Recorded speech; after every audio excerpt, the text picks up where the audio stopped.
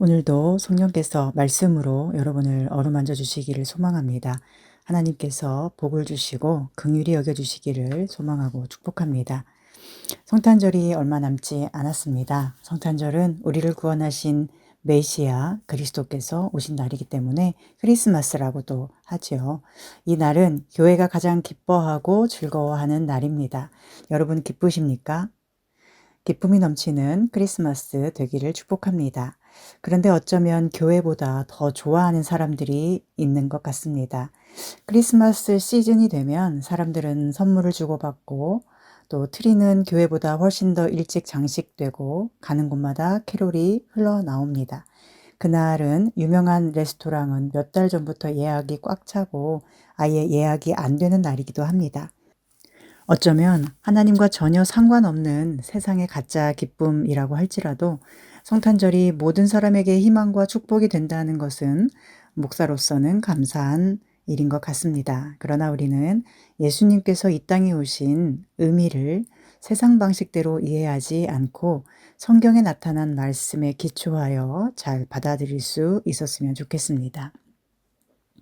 예수님이 오실 때 사람들의 반응은 두 가지였죠. 하나는 예수님께 경배를 드린 사람들인데 바로 동방의 박사들과 목자들입니다. 동방 박사들은 이방인인데 어찌된 일인지 별을 보고 찾아와 아기 예수님께 경배를 드립니다. 왕께 드릴 예물을 준비하여 왕에 합당한 예물을 정성스럽게 드리죠.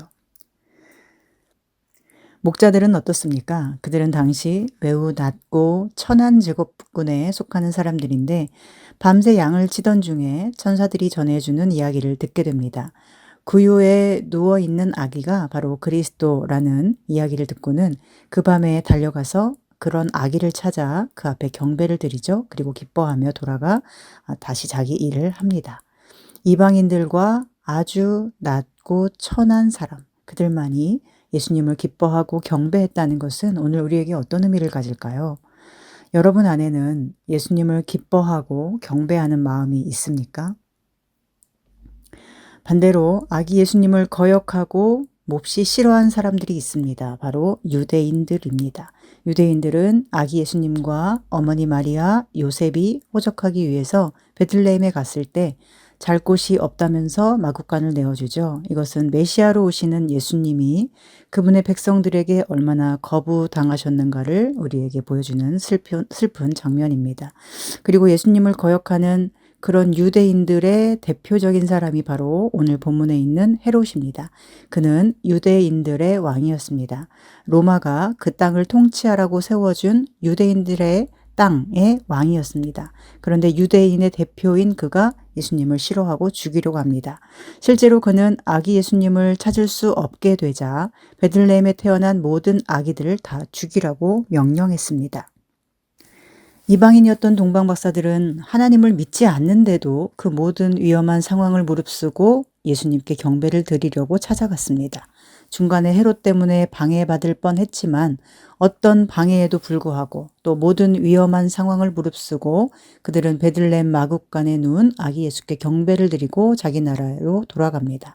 한번 생각해 보세요. 그들이 별을 보고 알지도 못하는 땅에서 찾아다닌 시간들이 얼마나 힘들었겠습니까? 헤롯 왕에게서 베들레헴이라는 지명을 알게 되었지만 그 땅을 찾아가기 위해 광야를 지나며 귀중한 예물을 지켜내며 왕께 경배하려는 그들의 걸음은 목숨을 거는 모험과도 같았을 것입니다.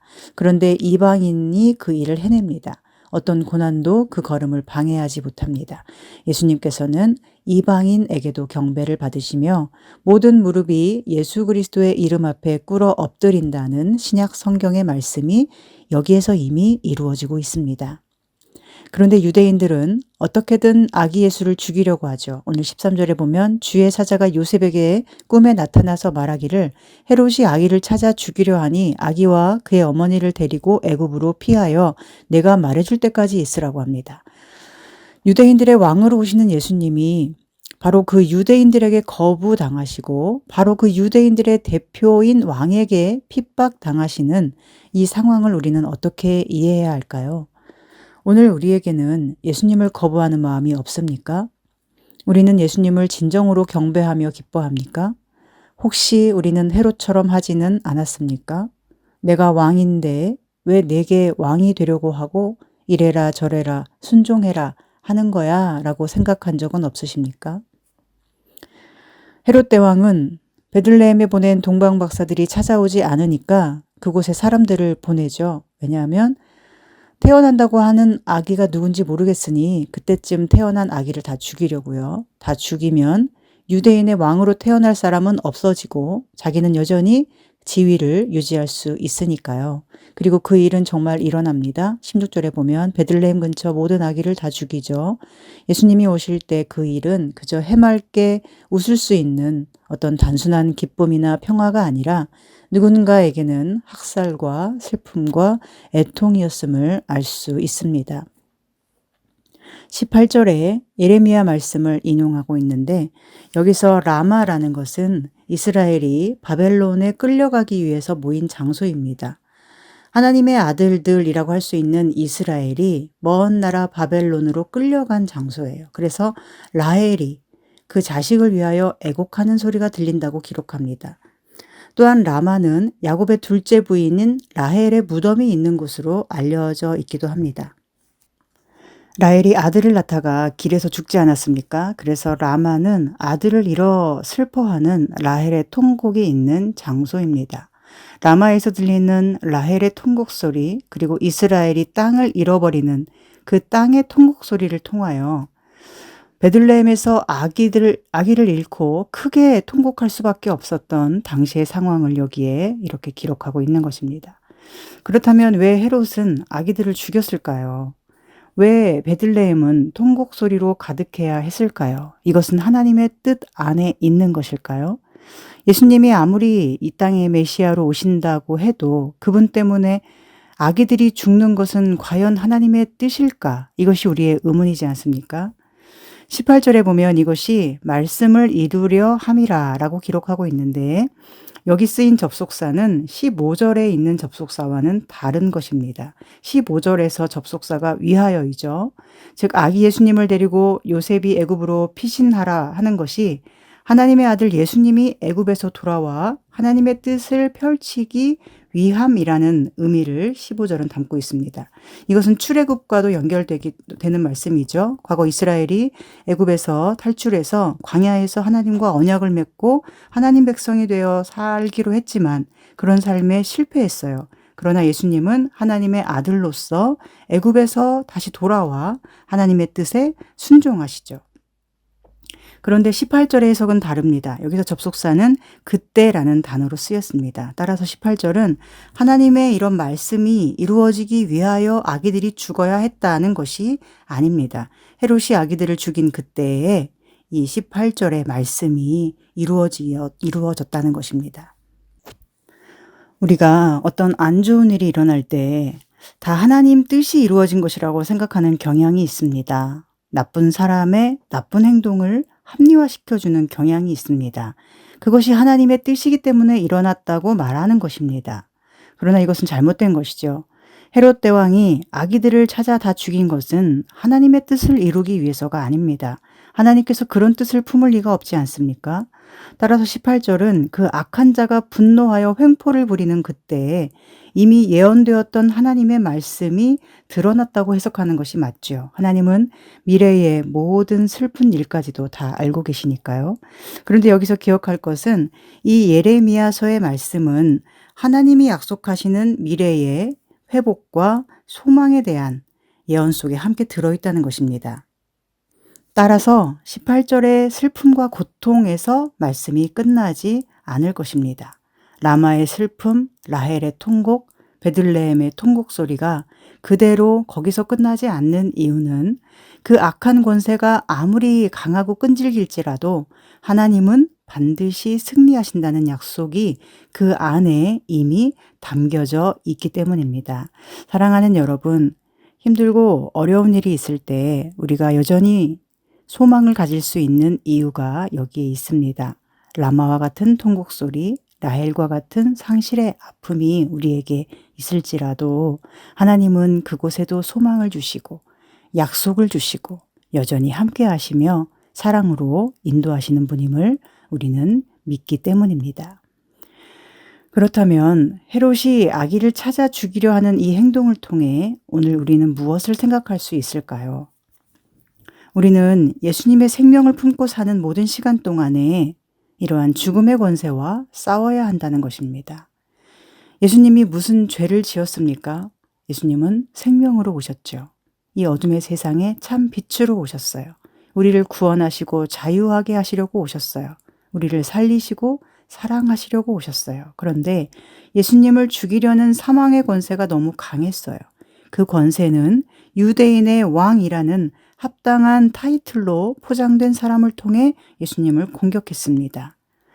우리가 때로 고난이 오면 어떤 생각을 하게 되나요? 하나님이 나를 사랑하지 않아서인가? 나를 왜 그냥 내버려 두시는가? 이런 생각이 안 들 사람이 누가 있습니까? 그런데 예수님을 보세요. 예수님이 하나님의 사랑받지 못해서 이렇게 구요에 누우시고 그 누추하고 힘든 환경에서도 도망을 다니시며 늘 목숨이 위태로운 삶을 사신 이유가 하나님께 미움받아서입니까? 아니면 하나님이 살아계시지 않아서입니까? 하나님이 예수님을 돌보지 않아서입니까? 예수님의 탄생 이야기에서 우리가 알 수 있는 것은 악은 비록 강성하고 끈질기게 따라붙어 우리를 죽이려 할지라도 고난이 아무리 우리 목숨줄을 쥐고 흔드는 것 같이 보이더라도 하나님은 여전히 일하시고 하나님의 영은 우리와 함께 계신다는 것입니다. 하나님은 성령으로 일하십니다. 예수님이 마리아의 몸에 잉태되신 것도 성령으로 되신 것입니다. 성령께서 하신 일입니다. 사람의 공로나 노력은 없었습니다. 여기서 사람의 한 일은 오직 순종한 것뿐입니다. 하나님의 말씀 앞에 서면 순종을 할 수밖에 없기 때문입니다.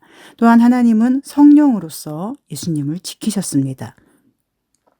헤롯 대왕의 권력과 그 무서운 통치 아래 모든 사람이 두려워 떨어야 하는 상황이지만 하나님은 하나님의 사람을 지키시고 세우시고 늘 함께 하셨습니다. 애굽으로 피신을 보내신 분도 하나님이시고 그곳에서도 함께 하신 분도 하나님이시고 그곳에서 다시 유대 땅으로 돌아오게 해주신 분도 하나님이십니다. 그렇다면 하나님의 이러한 일하심 앞에서 우리는 어떻게 해야 할까요? 고난 속에서도 우리는 우리의 일을 해야 합니다. 내가 할 수 없는 일이 세상에는 너무 많이 있습니다. 통제할 수 없는 일들이 너무 많습니다. 헤롯 대왕이 죽이려고 달려오는 것을 우리 힘으로 어떻게 통제할 수 있겠습니까? 그러나 그렇다고 그 죽음의 권세가 무서워서 오늘 이 순간을 두려움으로 떤다면 이것은 믿음이 아닐 것입니다. 두려움은 우리를 무기력하게 만들고 아무것도 할 힘을 내지 못하게 합니다. 그래서 억지로라도 뭔가를 해야 한다고 심리학자들도 말하지 않습니까? 억지로 운동하기도 하고 억지로 햇빛을 보며 걷기라도 하라고 하죠. 얼마나 두려움이 우리를 무기력하게 하는지 모릅니다. 어차피 해봤자 안 될 거 해서 뭐 하나 싶어지고 먹고 싶은 것도 하고 싶은 것도 없어지게 하는 것입니다. 그러나 믿음은 죽음의 권세가 우리 목숨을 쥐고 흔들려고 할 때에도 그 두려움에 내 마음을 빼앗기지 않고 내가 할 수 있는 작은 일을 묵묵하게 그리고 여전히 할 수 있는 것입니다. 여전히 일어나고 여전히 운동하고 여전히 잘 먹고 여전히 웃고 여전히 찬양하고 여전히 봉사하는 것입니다. 왜냐하면 하나님의 보호하심을 믿으니까요. 하나님의 생명이 나를 이끌고 계심을 믿으니까요. 반드시 나를 살리시고 사랑하고 계시는 하나님을 믿고 오늘 내가 할 수 있는 일을 하는 것입니다. 아주 작은 일이어도 괜찮습니다. 그 일을 하나님과 함께 한다면 고난과 두려움이 우리를 결코 죽일 수 없음을 우리는 하나님 안에서 알게 될 것입니다. 요셉과 마리아를 보십시오. 그들이 뭐 대단한 일을 했습니까? 그들은 죽음의 권세가 아기 예수님을 품고 있는 자기들을 뒤따를 때 도망치지 않고 자기 할 일을 했습니다. 마리아는 아기를 돌보았고 요셉은 마리아와 아기 예수님을 돌보았습니다. 그들은 애굽에 도망갈 때도 너무 힘겨웠을 것입니다. 그 땅에서 이방인의 처지로 사는 것도 매우 힘들었을 것입니다. 집도 없이 직장도 없이 늘 힘겨웠을 것입니다. 그러나 생명이신 아기 예수님을 품고 있다는 사실만으로 그리고 하나님께서 이 생명을 지키신다는 확신만으로 모든 삶을 견디고 이겼습니다. 우리도 그렇게 될 수 있기를 소망합니다. 아기 예수님을 지키기 위하여, 주님이 주신 생명을 품고 살기 위하여 우리는 늘 죽음의 위협 앞에 서야 할 수 있습니다. 그 삶은 생각보다 더 처절하고 괴로울 수 있습니다. 모든 것이 다 갖추어진 평화로운 상태에서 내가 예수님을 믿어 라고 하는 것은 사실은 진짜 믿음이라고 보기 어려울 수 있습니다. 정말로 예수님을 놓아야만 내가 살 것 같은 위기 속에서도 예수님을 끝까지 놓지 않고 함께하기 위하여 어디든 갈 수 있는 것이 사실은 우리의 믿음이 아니겠습니까? 마리아처럼, 요셉처럼 죽으면 죽으리라 하나님께 목숨 걸고 목숨을 잃을 각오를 하며 따라 나선 길이 우리의 신앙의 길이 아닙니까? 죽으면 죽으리이다 라는 고백은 에스더만의 고백이 아닙니다. 주님을 믿고 따르기로 한 우리 모두의 신앙 고백입니다. 왜냐하면 죽어도 하나님이 살리시고 하나님은 우리를 살리시는 분이기 때문입니다. 죽지 않으려고 하기 때문에 어쩌면 우리에게 고난이 더 큰 두려움으로 다가오는지도 모르겠습니다.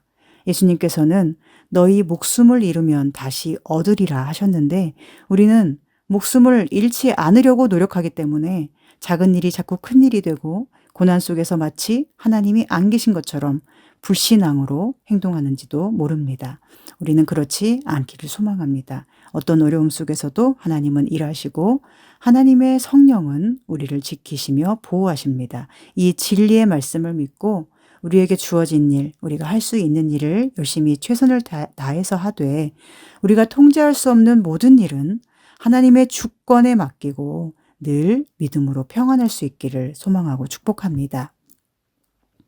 또한 우리는 고난 속에서도 다른 사람을 이해하려고 노력할 수 있어야 됩니다.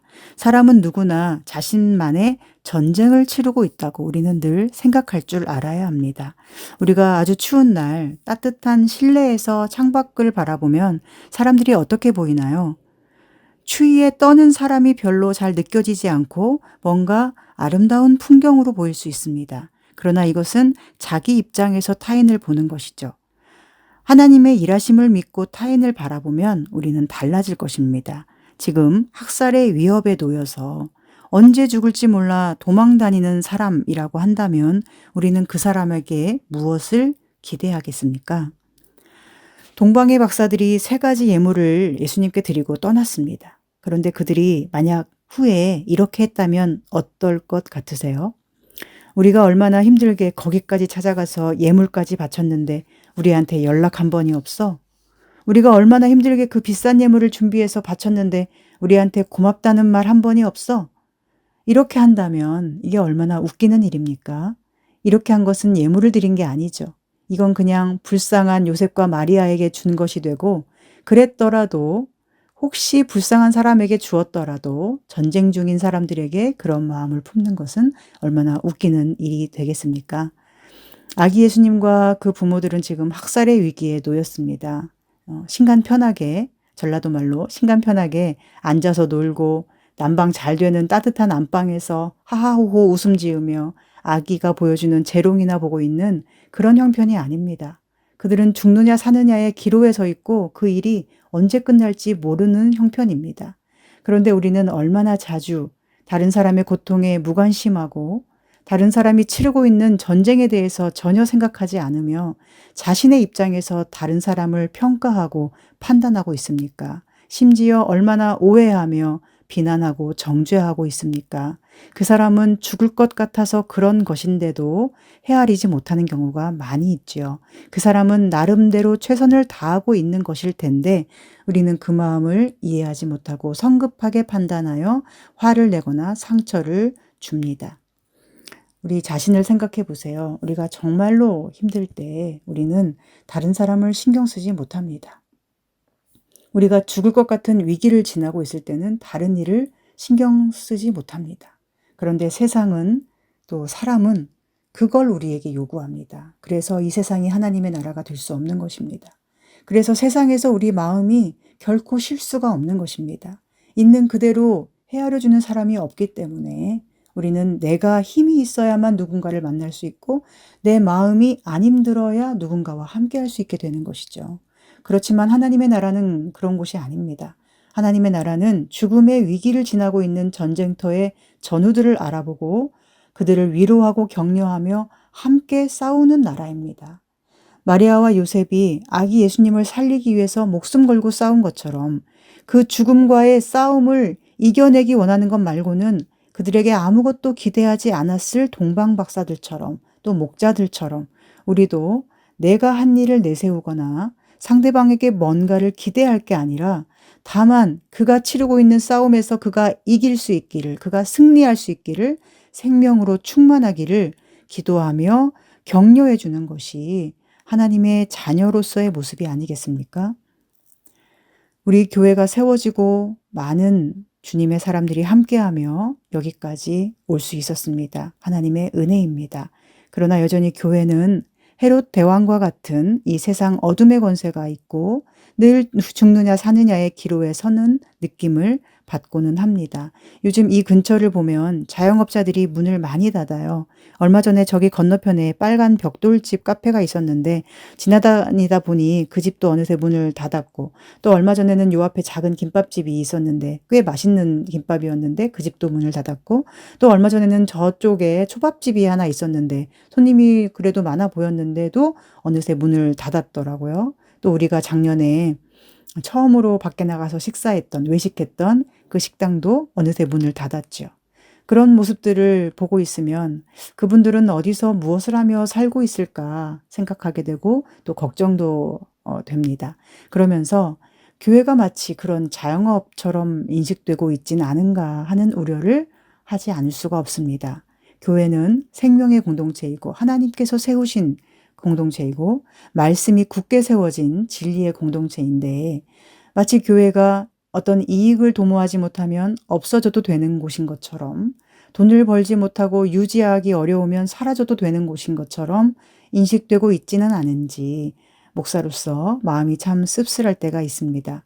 그런 어려움 속에서 우리 교회가 벌써 2년 6개월째 유지되고 있다는 것은 하나님의 은혜와 기적이 아니고서는 설명할 방법이 없지요. 죽느냐 사느냐의 기로에서 문을 닫느냐 마느냐의 기로에서 하나님은 성령으로 이곳을 충만하게 하셨고 우리를 생명으로 여기까지 이끌어 오셨습니다. 그러니 무엇을 바라겠습니까? 저는 여러분과 싸우고 있는 삶의 전쟁과 같은 상황을 잘 이겨내기를 바라며 기도하고 여러분은 저와 우리 모든 성도와 우리 교회가 악한 권세에 맞서 싸워 이기도록 함께 기도하는 수밖에 우리가 할 수 있는 일이 무엇이겠습니까? 전쟁의 위기 속에서 내가 이걸 했는데 알아주지 않는다고 불평할 일이 있겠습니까? 사느냐 죽느냐 기로에서 왜 저 사람은 저걸 안 할까 원망하는 마음을 품겠습니까? 서로가 서로를 제대로 이해하고 헤아린다면 우리는 누군가에게 뭔가를 요구하지 않게 될 거고 또한 섭섭해하거나 원망하는 마음도 품지 않게 될 것입니다. 오히려 함께 싸우는 전사로 살고 있음에 감사하게 될 것이고 나와 함께 싸워주고 있음에 힘을 얻게 될 것이며 그렇게 날마다 전우애가 굳건해지게 될 것입니다. 우리에게 주신 하나님의 소중한 생명을 지켜내기 위해서 하나님의 생명이 담긴 소중한 교회를 지켜내기 위해서 또한 우리 각 성도의 소중한 영혼을 지켜내기 위해서 우리는 최선을 다하게 될 것입니다. 그러니 우리 안에 어떤 서운한 마음이나 또는 판단하는 마음은 다 사라지기를 소망합니다. 무언가를 통해 하나님을 섬기고 교회를 섬길 때 서운해지거나 지치거나 하지 않기를 바랍니다. 하나님의 영으로 성령의 힘으로만 할 수 있기를 바랍니다. 말씀에 이런 말씀이 있죠. 무슨 봉사를 하려면 하나님께서 공급하시는 힘으로 하는 것처럼 해라. 지친다는 것은 성령의 힘으로 한 게 아니라 내 힘으로 한 것입니다. 서운한 것은 내 공로라 생각해서 그렇습니다. 내 힘으로 하려고 하니까 아깝습니다. 그러나 하나님과 함께하는 내 인생을 생각하면 사실은 아무것도 아까울 게 없지 않습니까? 동방박사들은 하나님의 아들께 예물을 드리고 떠났습니다. 무언가를 바라지 않았고 서운해하지도 않았습니다. 아주 쿨하게 떠났습니다. 사람에게도 그럴 텐데 하물며 하나님께 드린 것을 서운해한다면 얼마나 이상한 일이 되겠습니까?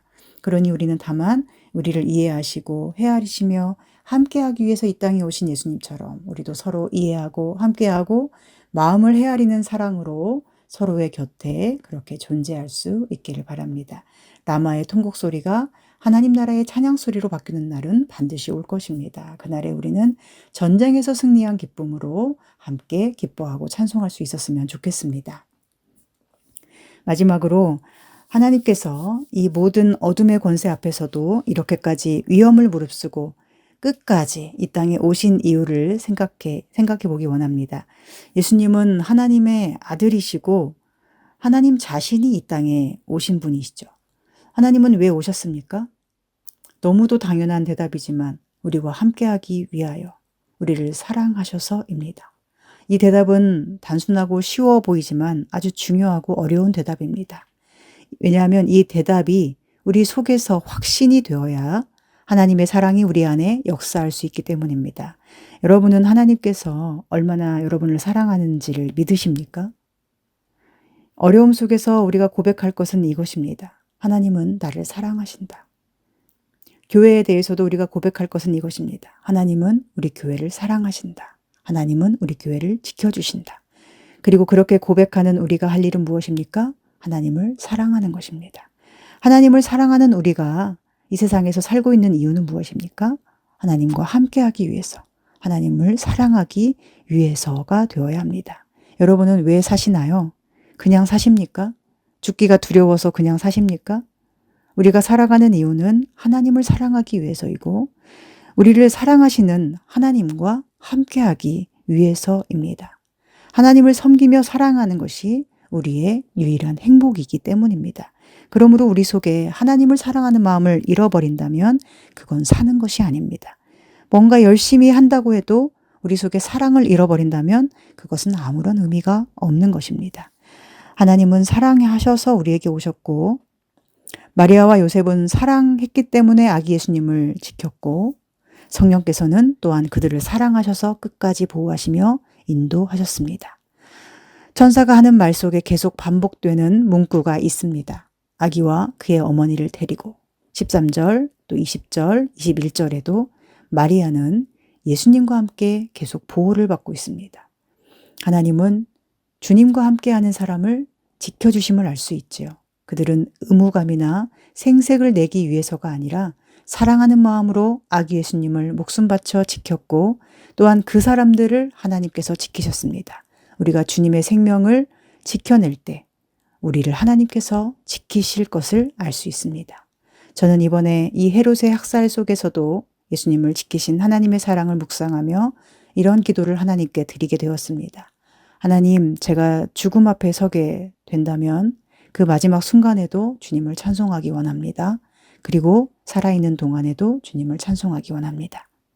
주님을 사랑하여 그 생명을 지키며 그분 앞에 찬송하고자 하는 열망이 끊어지지 않는 한 우리는 매 순간 살아있는 것이고 그 생명은 언제나 우리를 인도하여 영원한 하나님의 품으로 들어가게 할 것입니다. 주님의 성탄을 기다리는 이 복되고 귀한 대림절에 우리 안에 사랑을 회복하고 주님이 주신 영원한 생명을 지켜내기 위하여 나의 최선을 주께 드릴 줄 아는 우리가 되기를 소망합니다. 주께서 지켜주시는 안전한 피난처를 누리고 세상에 하나님의 참 생명을 전하는 하나님의 귀한 자녀로 살아가시기를 간절히 소망하고 축복합니다. 기도하겠습니다. 하나님, 우리를 사랑하시고 함께하기 위하여 모든 어려움과 위협을 감수하고 이 땅에 내려오신 예수 그리스도로 인하여 감사와 찬양을 드립니다. 우리도 주님과 함께하기 위하여 힘겨워도 기뻐하며 찬양하며 살아내기를 소망하오니 성령께서 아기 예수님을 늘 지켜 보호하셨듯이 우리 모두를 성령의 능력으로 지키시고 항상 생명으로 인도하여 주시옵소서. 예수님의 이름으로 기도합니다. 아멘.